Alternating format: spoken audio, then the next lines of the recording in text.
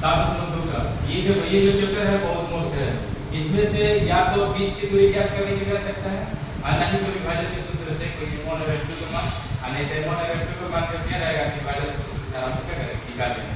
तो बस ये देखना है कि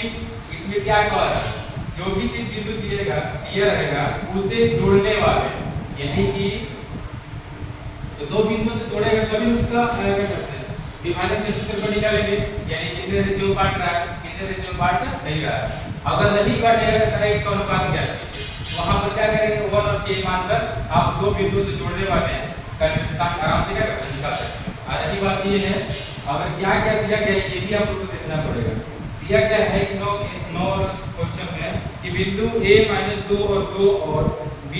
2 और 8 को जोड़ने वाले रेखाखंड को 4 भागों में क्या विभाजित कर रहा है, यानी कि 4 भागों में विभाजित कर रहा है a और b। तो a और b को जोड़ने वाले -2 और 2 और 2 और 8 के बिंदु से जोड़े जा रहे हैं। और जैसे ही a और b को जो जोड़ा जा रहा था तो 4 भागों में विभाजित कर रहा था p q और ये 8।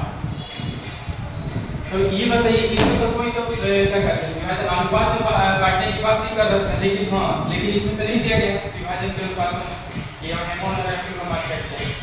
लेकिन ab से जो जोड़ने वाले जो निशान जो बिंदु था उसमें 4 भागों में जोड़ दिया था। जोड़ने के बाद हम क्या करेंगे एक अनुपात का निर्माण किया, यानी कि m1 और m2 का मान किया। तो इधर से अगर लेके चले 1 होगा और इधर से कितना आएगा 3 होगा, ठीक। और मैं इधर से लेके जाया तो इसका अगर निर्देशांक पर क्या करेंगे बेटा निर्देशांक x और y का निर्देशांक हमेशा देखना इधर से, यानी कि आप क्या करेंगे कि इधर से हम इधर से कितना लेंगे 3 और इधर से लेंगे, ठीक है ना। यही प्रक्रिया लेकर चलेगा तब जाके इसका निर्देशांक ज्ञात करेंगे। जब इसका निर्देशांक ज्ञात करेंगे तो ये वाला पोजीशन a और b को मिलाने वाले कितने रेखा में अनुपात विभाजित कर रहा है 1:3 का अनुपात विभाजित कर रहा है। अगर मैं इसका अगर निर्देशांक ज्ञात करना है x और y तो इधर से क्या करेंगे 3 1 रहेगा और इधर से क्या 3 हो जाएगा, इधर से 1 और इधर से कितना 3 हो जाएगा। देखो 3 आ रहा है ना, यानी कि 1:3 का अनुपात विभाजित। जब ऐसा सवाल आ जाएगा जब अनुपात में नहीं दिया रहेगा तो आप क्या करेंगे ऐसे सूत्र को इसी तरह माप के लेके चलते हैं, बिंदुओं को अकॉर्डिंग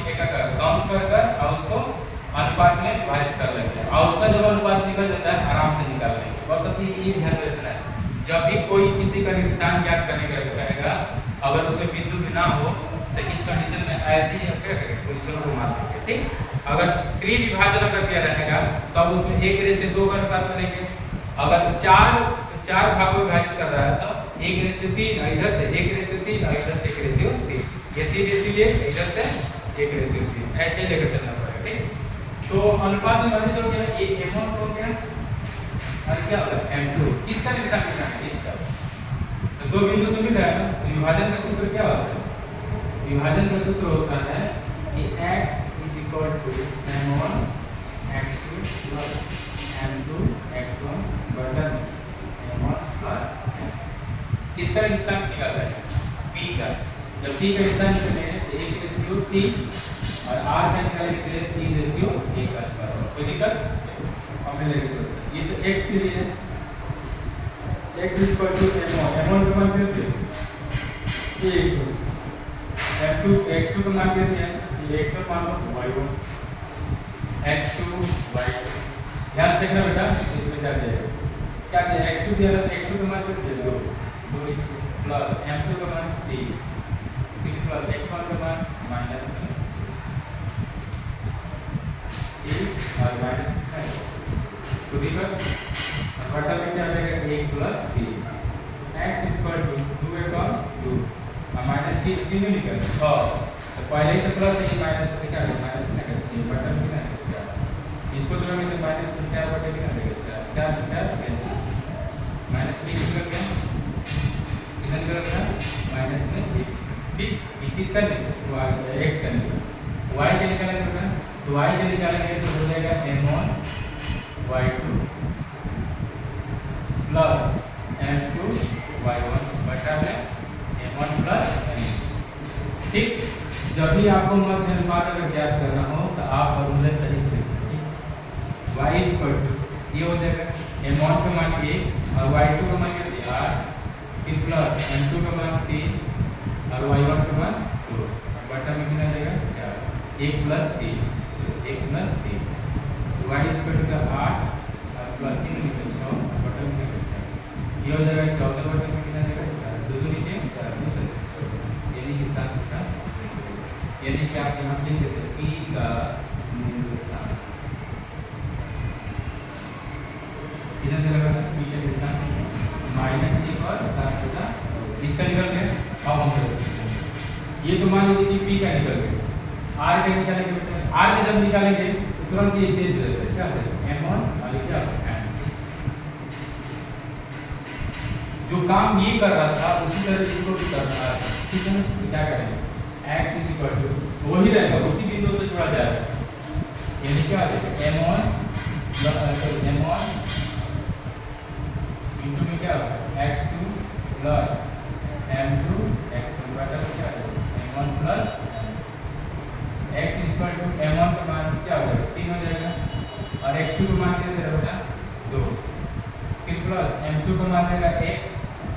और x1 का मान कितना देगा माइनस में 2 बटा में 1 3 प्लस x इक्वल टू क्या होगा 3 में 6 1 में माइनस 1 माइनस 2 में प्लस 1 से गुणा करेंगे तो माइनस कितना है 2 बटा में कितना जाएगा 4 इक्वल टू कितना जाएगा 4 बटा में 4 4 से 4 कैंसिल x का मान कितना निकलेगा 1 निकलेगा ठीक इसी तरह y का निकलेगा डायरेक्ट रख रहा हूं ठीक है ना y का निकलेगा m1 का मान कितना दिया 3 y2 का मान कितना दिया 8 फिर प्लस m1 का मान कितना दिया 1 अब गुण और y1 का मान कितना दिया बेटा y1 का मान 2 और बटा में क्या होगा 3 प्लस 1 y इक्वल टू और 3 है 24 प्लस 2 बटा में कितना आएगा 4 जोड़े में कितना आएगा 26 होगा 26 बटा में कितना आएगा 4 2 2 निकल 4 2 1 2 4 12 2 3 6 होगा 2 3 6 y का मान कितना है बेटा 13 बटा 2 किसका निकल गया बेटा इसका मान निकल गया इसका r यहां पे लिखेंगे r का निर्देशांक कितना निकल बेटा 1 और 13 बटा 2 निकल गया इस सबका निकल गया ठीक है p का मान भी निकल गया और r का बात ये है हम निकालेंगे किसका q का निर्देशांक तो q का निर्देशांक दो बिंदुओं से जोड़ा जा रहा है इसका मध्य बिंदु से आराम से निकल गया तो बताएंगे कि AB का मध्य बिंदु AB का मध्य बिंदु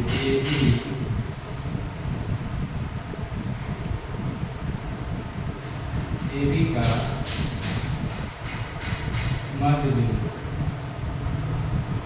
मध्य बिंदु T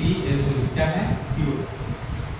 ठीक तो मध्य बिंदु का फॉर्मूला याद है x1 प्लस x2 बटा में 2 और y1 प्लस y2 बटा में क्या होगा 2 हो जाएगा आराम से निकल जाएगा x1 का मान कितना दिया माइनस में 2 और प्लस x2 का मान 2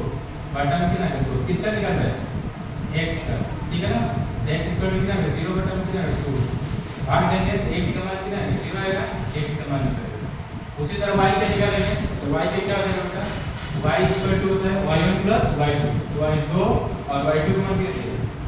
दे रहा 8 तो 2 प्लस 8 बटा में क्या है 2 y का मान कितना निकलेगा 10 बटा में 2 2 बचे 10 y का मान कितना 5 निकलेगा यानी कि q का मध्य बिंदु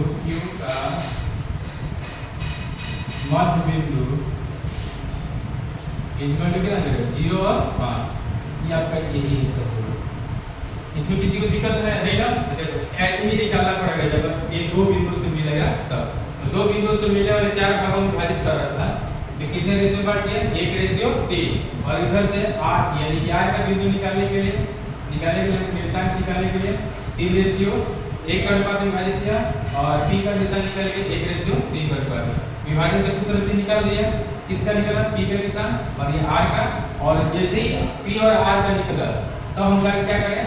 इन दो बिंदुओं से जोड़ने वाले मध्य के फॉर्मूले से हमने क्या किया PQ का मध्य बिंदु निकाला 0 और 5 ऐसे सवाल कैसे करना है ठीक है ना अगला क्वेश्चन